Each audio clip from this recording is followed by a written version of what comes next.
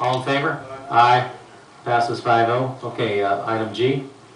Mr. Mayor, I pulled this because of the authorization of contingency funds for Phase 1A of the La Plata Vista Hermosa project.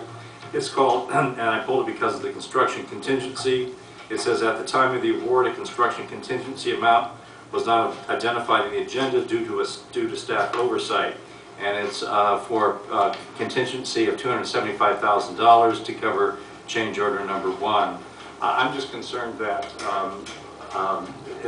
that we did not have management oversight on this, because this is so important that if something is amiss on a report, we need to be certain that the contingency is in here at all times. So that's why I pulled it. It is clearly our standard.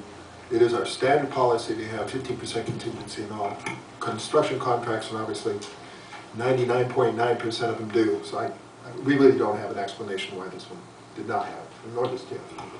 Unless there's further discussion, I'll move the item. I have a few questions, if I could.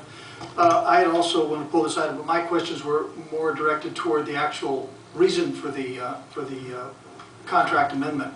I've read the staff report. It says minor items. When I look at them, they appear to be very minor. Normally, when you have a contract, you expect to get what you receive, and we amend the contract to include something that wasn't foreseeable. When I read all the items that are listed here, small changes regarding a sewer line extension, I mean, did we not know where the sewer lines were? It's not so much that we didn't know where they were, but we actually added a sewer line for future development that we didn't have in the original plans, but we had a sewer sort of line price for linear feet. We had a price for the actual installation of the sewer line.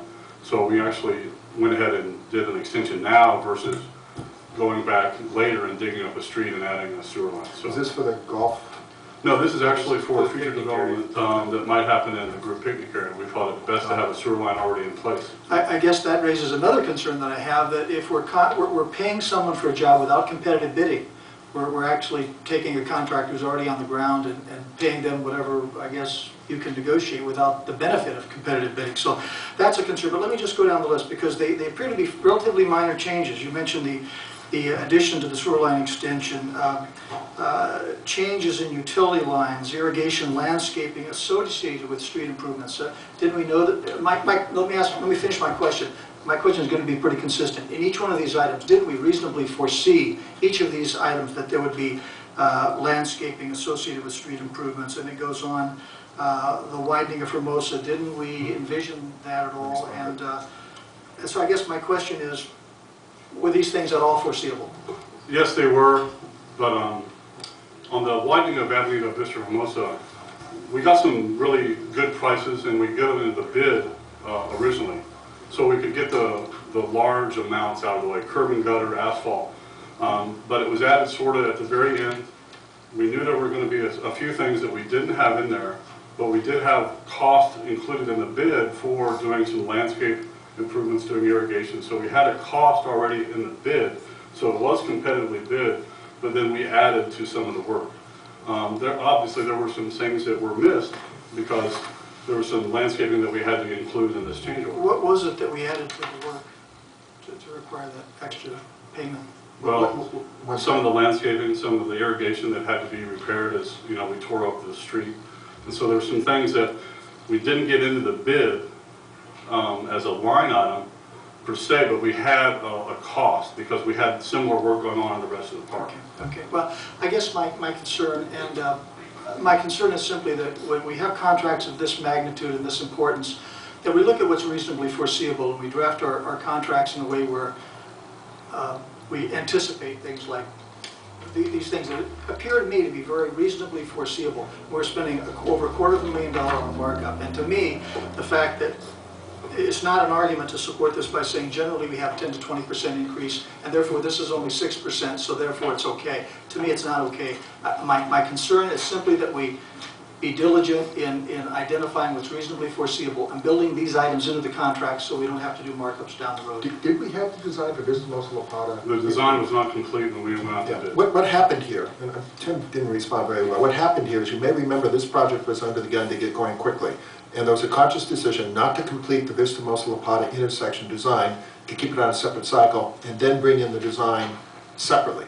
So the impression that we knew this is a surprise we didn't know was going to happen is terribly misleading. We knew that the Vista-Lopata design was not complete. It would result in changes, but in order to get the project moving on the time frame we were hoping to meet, and remember this is on a time frame that's important, the Vista-Lopata project, Vista-Lopata intersection was not, design was not completed. After it was completed, went back in and negotiated change orders based on the unit price that was competitively bid. Yes, we had competitively bid prices. Yeah, I appreciate that, and I'm going to move this item, but I'm just going to make a comment from a public policy point of view, because as a representative of the people of San Clemente here, I think it's important that they know that we're wise stewards of their tax dollars. And to me, it seems like, and I can just encourage you, I know you're new in this position and you're moving forward, and that's great, but as an institutional memory and an institutional wisdom, we need to look at these things carefully, think about these projects, what can we reasonably expect, and really draft a contract, perhaps with the help of our city attorney, that anticipates these items so that we don't have markups. If that's at all possible, I just think we could do a little more in that area. Well, I know we're not perfect, I know we'll never get it 100% agree. right, but I just want to encourage you, Tim. I agree, but in all of our on construction partners to do sites, there's that. always going to be little changes where the line has to be extended 20 feet or 50 feet or something like that. And also, I'd like to point out that what you haven't seen is some of the credits that we're going to be getting at the end of this project, because we ended up not having to do some things. So, I mean, when I come back and close this out, I think it'll be a much better picture, and we'll see that. I'll second that. Okay, it's been moved and seconded. All in favor? Aye. Passes 5-0. The public hearing process includes a staff presentation,